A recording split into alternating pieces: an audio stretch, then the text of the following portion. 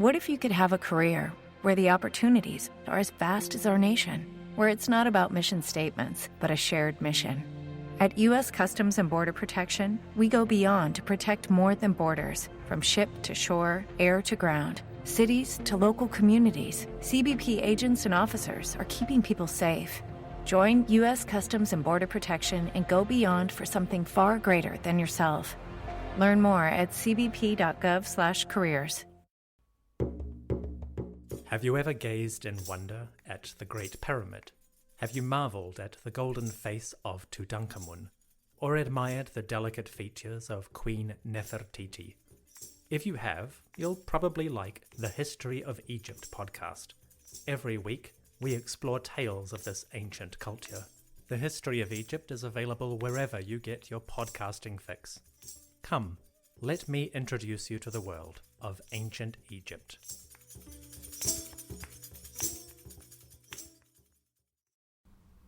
Hi, this is Scott. If you're a fan of the ancient world, please help us get the word out. Like us on Facebook, follow us on Twitter, and rate the series on iTunes. Thanks again for listening.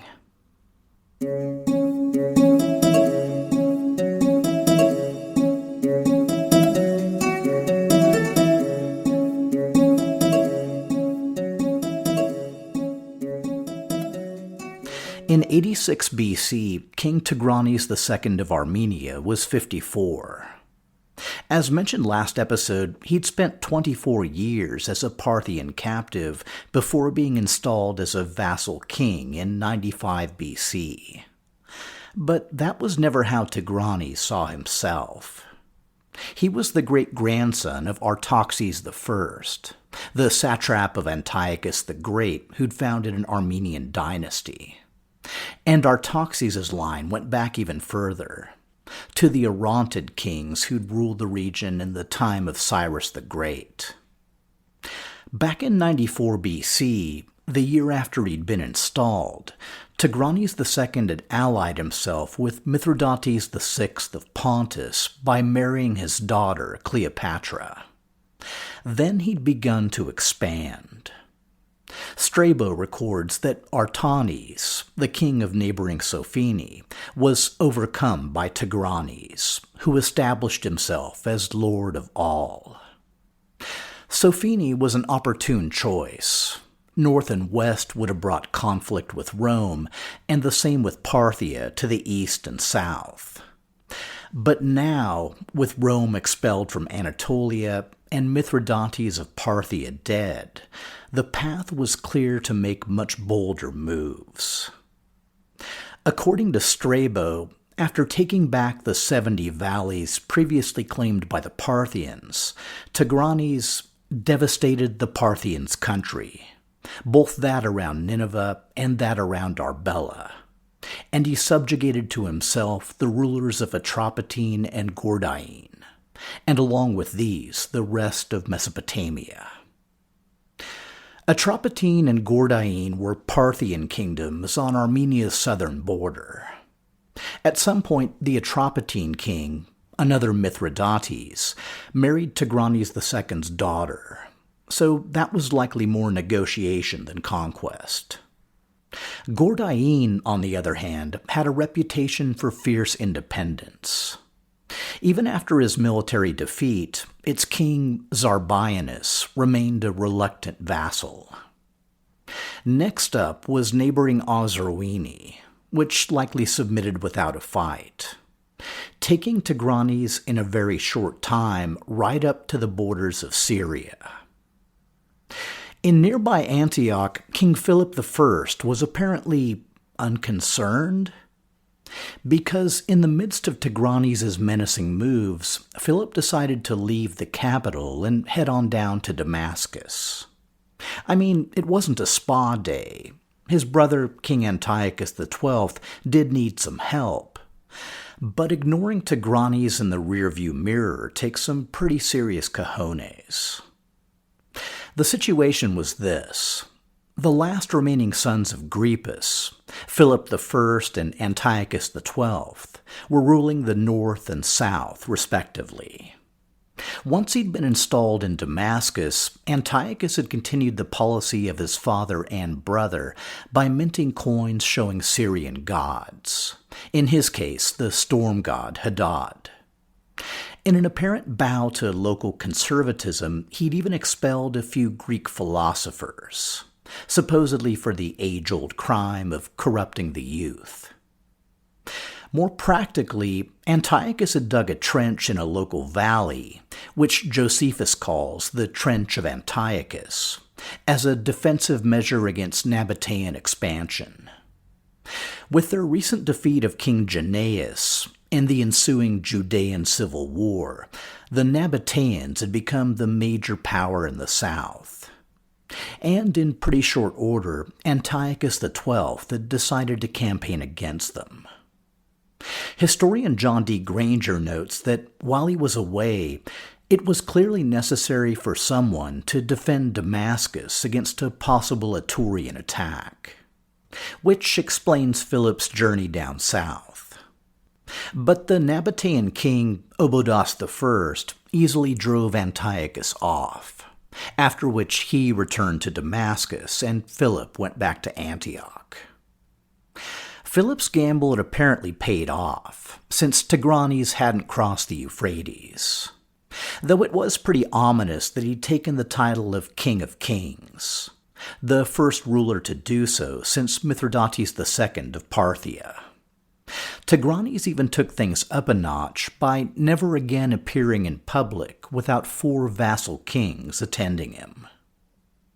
Meanwhile, up in Anatolia, Mithridates of Pontus had taken his war against Rome across the Bosphorus into Greece.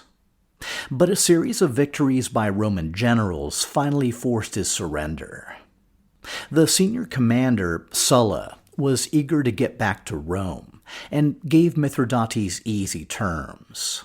Surrender conquered territories and pay a large tribute, and he could keep the kingdom of Pontus. The following year, 84 BC, the Syrian co-king Antiochus XII made a second Nabatean campaign. This one may have been opportunistic, since Obodas I had recently died and been succeeded by his brother, Aretas III. On this occasion, Antiochus took a less direct route to attack the capital of Petra. As he crossed their territory, the Judeans tried to halt his advance, but his mercenary army of 8,000 foot and 800 horse blew past them without much problem.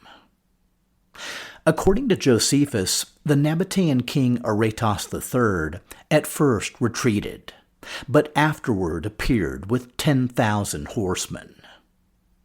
Even so, Josephus reports that Antiochus kept his troops in good order and was well on his way to winning the battle.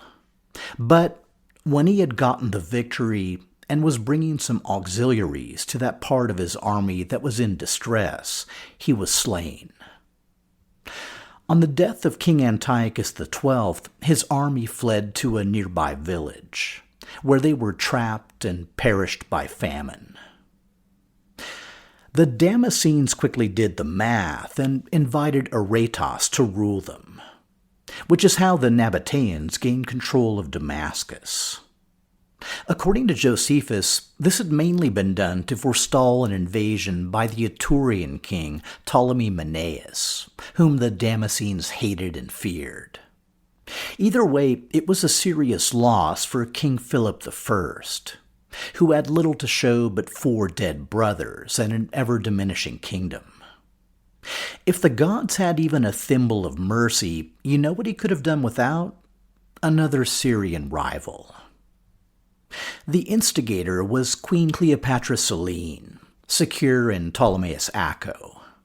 Once she learned that Antiochus was dead, she promoted one of her sons by Antiochus X as the new Seleucid king. According to the latest evidence, the one she chose was Seleucus VII, who was likely younger than 10. Was he well respected? Well, let's just say his nickname was Kaibiosoctes, which roughly translates to the foul-smelling work of cutting tuna fish. So I'm going to call that a no. With Philip's loss of control in the south, Selene and Fishboy saw an opportunity to extend their sphere of control. Not, a lot, since the Phoenician cities remained independent and the Judeans and Nabateans held most of the rest. But still, I've got to give Selene some credit for not just fading away. She even had a backup plan. A second son up in Roman Asia called Antiochus XIII Asiaticus. The following year, 83 BC, a Roman general began the prodding that, in 82, led to a second war with Mithridates, one that ended in 81 with another effective stalemate. The Armenian king Tigranes II had managed to sit out both these conflicts. As he saw it, his alliance with Pontus was to protect their flanks while they conquered in different directions. That same year, 81 BC, the pharaoh Chickpea finally died at the age of 62, which, shocker, led to a series of murders and power grabs that left no clear successor. But Chickpea had two illegitimate sons, currently in the court of Mithridates of Pontus, who were recalled and installed as the kings of Egypt and Cyprus. The older brother was crowned as the pharaoh Ptolemy XII Auletes, apparently because he liked to play the flute. But he's much better known as the father of the legendary Queen Cleopatra. Moving into the 70s BC is a good time to take the lay of the land, as seen from King Philip's perspective. To the north and west were Pontus, still ruled by Mithridates, and the client kings of the Roman Republic, who were all currently at peace. To the north and east was the Armenian Empire of Tigranes II, which at least kept the Parthians out of the picture. To the south were Judea and Nabatea, and beyond them Egypt, ruled by a pharaoh sympathetic to Mithridates. Meanwhile, in southern Syria, the new king Fishboy and his mom Selene were a constant low-level threat. Actually, there was one more territory. Just north of Syria, on the west bank of the Euphrates, sat the kingdom of Commagene. It was currently ruled by yet another Mithridates, King Mithridates I Callinicus, which means beautiful victor, though I'm not quite sure who he'd actually fought. More to the point, his queen Laodice was Gripus's only daughter, making her the sister of King Philip I of Syria. So Commagene was allied with Syria and bordered on both Cappadocia, still ruled by Ariobarzanes, and on Tigranes II's Armenia, which was kind of the definition of a vulnerable spot. And when Tigranes moved west in 78, Commagene quickly surrendered. Lucky for them, he was just passing through.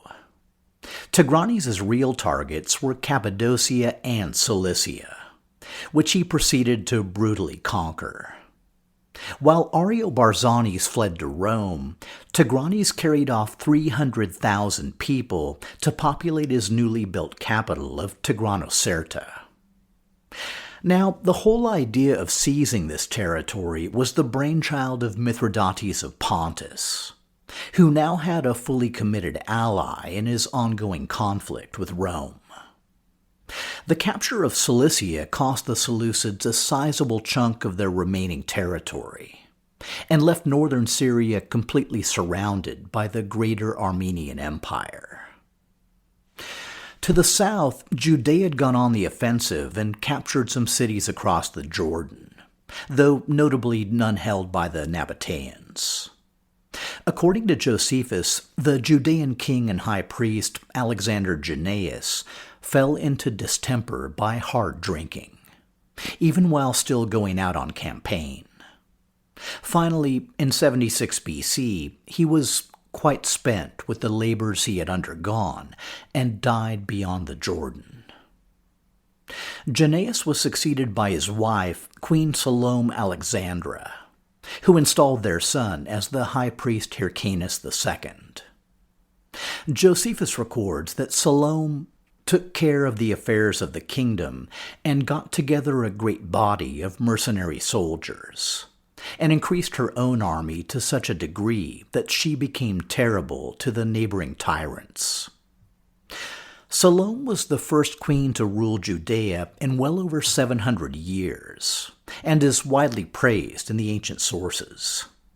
She'd also be the last to die as ruler of an independent kingdom. In 75 BC, after reigning for 12 years, King Philip I finally died, which left the Antiochenes the difficult challenge of trying to pick a successor. There was Philip's underage son, Philip II. There was Queen Selene's son, Seleucus VII, who'd been king in the south for around 9 years. Or there was Selene's presumably better-smelling son, Antiochus XIII Asiaticus. But for the first time in a long, long time, the Antiochenes were ready for some actual change. How about someone who wouldn't keep tearing Syria apart with petty, destructive civil wars? How about, to put it bluntly, someone a little less Seleucid? In the end, they rolled the dice and picked Tigranes II. Technically, they only invited him to rule Antioch, but it was pretty clear that once he had the capital, the rest of Syria would follow. Down in Ptolemais, the 60-year-old Queen Cleopatra Selene was likely incandescent with fury. She had 2 completely legitimate sons, both great-grandsons of Antiochus VII, and the Antiochenes were giving the keys to the kingdom to some jumped-up Armenian nobody? Luckily, she also had a plan. Tigranes II was an ally of Pontus, and both were now bitter enemies of Rome. So maybe the Romans would prefer a more loyal alternative? Selene actually went further. Since the new pharaoh Ptolemais-Akko was also sympathetic to Pontus, maybe the Romans would like to place both her sons on the thrones of Syria and Egypt. After all, Selene was the daughter of Ptolemy Physcon, so they both had pretty good claims. In 75 BC, the boys packed up their pedigrees, a few rehearsed speeches, and some lavish donations, and left Ptolemais for Rome. As a consequence, the only real Seleucid remaining in Syria was Queen Cleopatra Selene. The boys had hardly sailed west before Tigranes dispatched his viceroy Mithridates to take control of Antioch.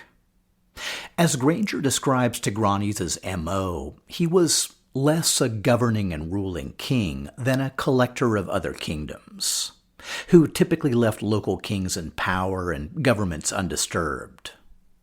All he required was submission, general obedience, tax contributions, and no interference in his larger plans.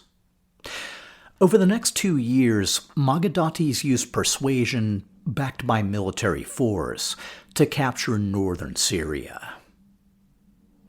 In 73, the sons of Selene arrived back at Ptolemais, with some good news and some bad news. While the Senate had denied their claims to Egypt, they were confirmed as kings of Syria, which didn't mean Rome had helped them out, but at least they had its blessing. According to Justin, King Antiochus XIII went up to Cilicia to fight a guerrilla war against Tigranes. His brother, King Seleucus VII, remained behind in Ptolemais. By 73, the Romans were back at war with Mithridates.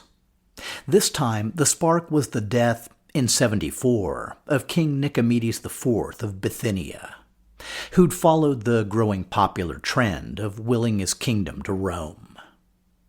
In response, Mithridates had invaded Bithynia with a massive force, defeated a Roman consular army, captured several major cities, and besieged the port of Cyzicus. Eventually, famine, plague, and the skill of the Roman general Lucullus forced Mithridates to retreat to Pontus. While Lucullus marched east in pursuit of Mithridates, Tigranes II continued his conquest of southern Syria.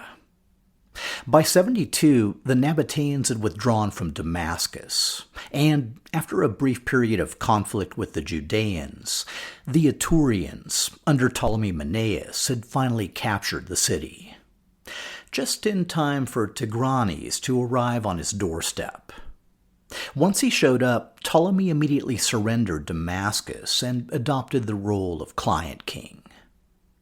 This left two main Syrian holdouts: Judea under Queen Salome Alexandra, and Ptolemais under Queen Cleopatra Selene. Josephus reports that Salome sent Tigranes ambassadors and gifts and hoped that he would determine nothing that was severe about their queen or nation, which was probably the wisest choice. But Cleopatra Selene, well, she wasn't the gift-giving kind. Instead, she bolted the gates of Ptolemais and went all molon labe. Her son, King Seleucus VII, a.k.a. Fishboy, very likely fled the city before the siege began. But in 69, when Ptolemais fell, Selene was still inside. The 66-year-old Ptolemaic queen and widow and mother of Seleucid kings was taken captive, put in chains, and dragged before King Tigranes. Now, Tigranes himself was 71, and though he'd gotten a late start, he'd clearly made up for lost time. At this point, as Appian notes, he had control of all Syrian territories right up to the border with Egypt, with only the Nabateans standing between him and total victory. But just when his triumph was nearly complete, the fates threw Tigranes a curveball. This same year, 69 BC, Mithridates had been driven from Pontus and forced to seek refuge in Armenia. Meanwhile, Lucullus and his colleagues had secured all of Anatolia, including Pontus, for Rome. After Tigranes had refused to hand over Mithridates, Lucullus had invaded Armenia directly and defeated Tigranes' general, Mithrobarzanes. Down in Syria, according to Josephus, news came to Tigranes that Lucullus, in his pursuit of Mithridates, was laying waste Armenia and besieging its cities, including his brand new showpiece of Tigranocerta. On hearing the news, Tigranes prepared to march back north, but he also decided that, in revenge for her defiance, Queen Cleopatra Selene was coming with him. According to Strabo, Selene was imprisoned in the city of Zeugma and sometime later killed. And to me, whenever that happened, the Seleucid Empire fell. Tigranes returned to Tigranocerta to find Lucullus besieging the city. In the ensuing battle, Tigranes' forces outnumbered the Romans 2-1, including thousands of Armenian cataphracts. But Lucullus managed to outflank the cataphracts and destroy the rest of the army. Tigranes fled north to the old Armenian capital of Artaxata, leaving the Romans in control of the south. But his dreams of a greater Armenian empire died on the field with his troops. At roughly the same time, out of the blue, a new figure entered the stage. According to Appian, Antiochus entered Syria clandestinely and assumed the government with the consent of the people. Nor did Lucullus object to Antiochus exercising his ancestral authority. Which meant, surprise, Syria once again had a Seleucid king, the now 20-something King Antiochus XIII Asiaticus. Confirmed as legitimate by the Roman Senate and given a wink by Lucullus, he likely felt his reign was secure. And once the Romans defeated Mithridates and pulled back west, it'd be back to business as usual. In 68 and 67, the Romans kept up the regional pressure. But somewhat surprisingly, they suffered a series of reverses. In a miraculous comeback, Mithridates won a few critical victories and managed to regain control of Pontus, while Tigranes remained secure in Artaxata. Their joint nemesis, the Roman general Lucullus, was undermined by a political rival, who, in 66 BC, was given command of the East. His name, as you may have guessed, was Pompey the Great. Pompey's victory at the Battle of the Lycus expelled Mithridates from Pontus. Denied entry into Armenia by Tigranes, who didn't want to upset the Romans, Mithridates fled north to the Cimmerian Bosporus. Once installed there, he cooked up plans to invade Italy by way of the Danube. But at 70 years old, his energies were clearly diminished. A few years later, with the locals rebelling against his rule, he tried and failed to poison himself, then had his own bodyguard kill him. Back in 66, after driving Mithridates from Pontus, Pompey moved into Armenia. He quickly gained the submission of the 74-year-old King Tigranes II, whom he apparently respected and allowed to keep his throne. In fact, Tigranes had continued ruling for another decade before finally dying in 55 BC at the age of 85. After Armenia, Pompey turned his gaze south to the fractious lands of Syria and Judea. Rome didn't consider them particularly important, but it was important to have them quiet to protect Roman holdings in Anatolia. And the easiest way to keep them quiet was to annex Syria as a Roman province and install a vassal in Judea. The latter took the form of Antipater I, founder of the Herodian dynasty. But the very first step in doing the former was killing off the Seleucids. According to Appian, Pompey expelled Antiochus XIII from the government of Syria, although he had done the Romans no wrong.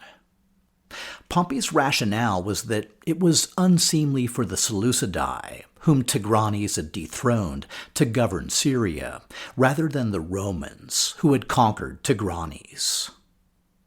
But dethronement was only the start. In 64 BC, at Pompey's request, the Emessene phylarch Sampsigaramus kidnapped Antiochus XIII, then killed him. For his service to Rome, Pompey installed Sampsigaramus as a local client king. King Antiochus XIII was technically the last Seleucid to rule in Syria. But he wasn't the end of the line. On the heels of his murder, the remaining princes thought it wise to seek their fortunes elsewhere. The main question was where to go. If they wanted to stay somewhat Macedonian and go someplace Rome didn't control, there were really only two options. They could transit a hostile Mesopotamia, Media, and Bactria, make their way to the Indian Punjab, and join the courts of the Indo-Greek kings, or they could make the far more sensible choice and flee to Ptolemaic Egypt, which is apparently where Seleucus VII, aka Fishboy, and Philip II, the now of-age son of Philip I, both eventually ended up. Moving into the 50s BC, the Egyptian pharaoh Ptolemais-Akko was only clinging to power on the strength of Roman loans, doled out by the brand new triumvirate of Caesar, Pompey, and Crassus. In 58, Akko was forced into exile along with his daughter, the 11-year-old Cleopatra. Yes, that Cleopatra. While his older daughters, Tryphena and Berenice, took control of the kingdom. Sometime this same year, Berenice apparently married the ex-Seleucid king Seleucus VII, aka Fishboy, though probably now closer to a full-grown fish man. And a few months later, Berenice had him killed, supposedly for his lack of manners. When Tryphena died the following year, Berenice became sole ruler of Egypt. Swooping in for her prospective hand was the dashing young Philip II, likely now somewhere in his 20s. But swooping in equally fast was the new Roman proconsul of Syria, Aulus Gabinius. To support the exiled pharaoh Auletes, Gabinius ordered the marriage quashed, and likely had Philip killed. And that's it. With a few shadowy, barely documented murders, the Seleucid Empire was gone. All that was left was its legacy, which I want to talk about from a few different perspectives, so maybe find a comfortable chair. First off, while counterfactuals are fun, it's hard to picture any scenario where the Seleucids don't end up being dismembered by Rome and Parthia. Under Antiochus III and Antiochus VII, relatively weak versions of Rome and Parthia, respectively, confronted Seleucid kings at the height of their powers. And even in those cases, the Seleucids invariably lost.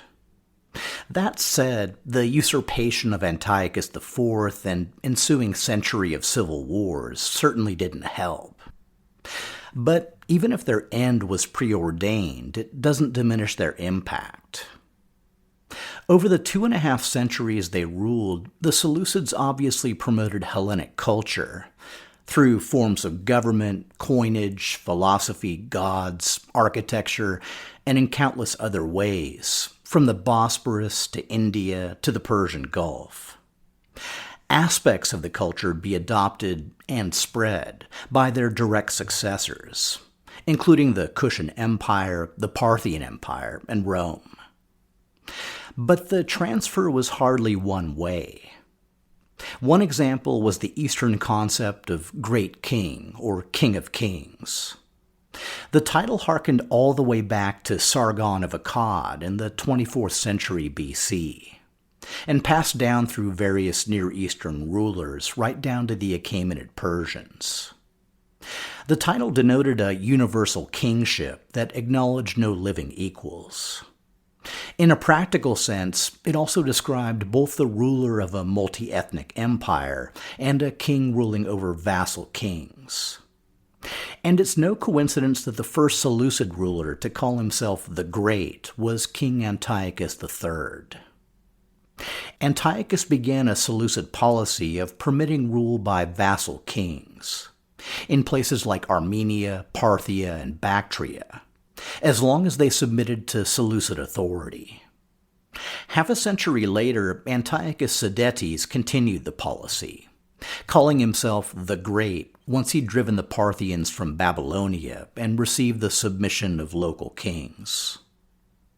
As historian Rolf Strootman describes it, the universal kingship of the Seleucids, like those of earlier empires, was relentlessly expansionist and never acknowledged static borders, just practical limits of control. In periods of Seleucid weakness, others claimed the title. First the Bactrians under Eucrates, then the Parthians under Mithridates I and II, then Mithridates VI of Pontus and Tigranes II of Armenia. Once the Seleucids were gone, the mantle was seized by those claiming to be their rightful successors, including the great king Antiochus I Theos of Commagene. Theos was the son of Queen Laodice, sister of the Seleucid king Philip I, so his claim was pretty straightforward. In fact, he was likely named after his grandfather, Antiochus VIII Grepus. Though his kingdom was small and had no vassals, that didn't limit his pretensions. If you need proof, just take a look at his astounding monumental temple tomb complex atop Mount Nemrut in Turkey. Theos reinforced his claim by also emphasizing his Persian ancestry, stretching all the way back to Darius I. So the memory of the Seleucids definitely endured. But even today, there's a lot of debate about just what the empire was. Was it a textbook case of Hellenic imperialism, or was it just a successor of the Achaemenid Persian Empire? I tend to agree with those who argue the Seleucids were basically their own unique thing. Part Greek, part Near Eastern, part traditional, part syncretic, part something entirely new. Which is kind of the broad view. But on a visceral level, what's always intrigued me about the Seleucids is their incredible restless energy. Whether driven by honor, legacy, ambition, power, prestige, wealth, or revenge, anyone with a drop of Seleucid blood was going to take their shot. At their best, they were the most faithful heirs of Alexander's legacy, with all the baggage that implies. But at their worst, well, they rivaled the worst of what's going on in Syria today. After the Seleucids left the stage, Syria became a Roman province. And given the time and place of our story, I'd feel remiss if I didn't touch on a bit more history. 3 years after Philip II's murder, the Roman triumvir Marcus Crassus used his post as Syrian governor to launch an invasion of Parthia. After refusing the help of the Armenian king Artavasdes II, the son of Tigranes II, Crassus was defeated and killed by the Parthians at Carrhae, or Haran, near Edessa. The same place where Caracalla, centuries later, would be knifed in a roadside ditch. The civil war between the survivors, Caesar and Pompey, ended with Pompey's flight to Egypt in 48 BC. At the time, a civil war was also raging between the children of the pharaoh Ptolemy-Auletes, his son Ptolemy XIII, and his daughter, the famous Cleopatra. Pompey's murder by Ptolemy XIII enraged Caesar, who helped Cleopatra take the throne, then fathered her son, Caesarion. After Caesar's murder in 44 and the death of his assassins in 42, control of the East, including Syria, fell to his ally, Mark Antony. In 41, Antony was hosted by Queen Cleopatra on a royal barge at Tarsus, then wintered with her in Alexandria. The very tangible result of his stay was the birth of twins the following year. For the girl, Cleopatra chose a name intended to appeal to her future subjects in Coel Syria, the name of the last great Seleucid queen, Cleopatra Selene. She named the boy Alexander, after the Great, and Helios, a son to her daughter's moon. Selene would be raised in Alexandria, largely oblivious to the seismic events reshaping the Roman world. When she was 3, her mother took her north to Antioch, where she met her father for the very first time. Mark Antony was at the height of his powers, preparing his own invasion of Parthia, and must have seemed a giant of a man, especially to the young Selene. But if you were to ask Selene later in life what she recalled as her earliest memory, I'd have to say it was probably the triumph.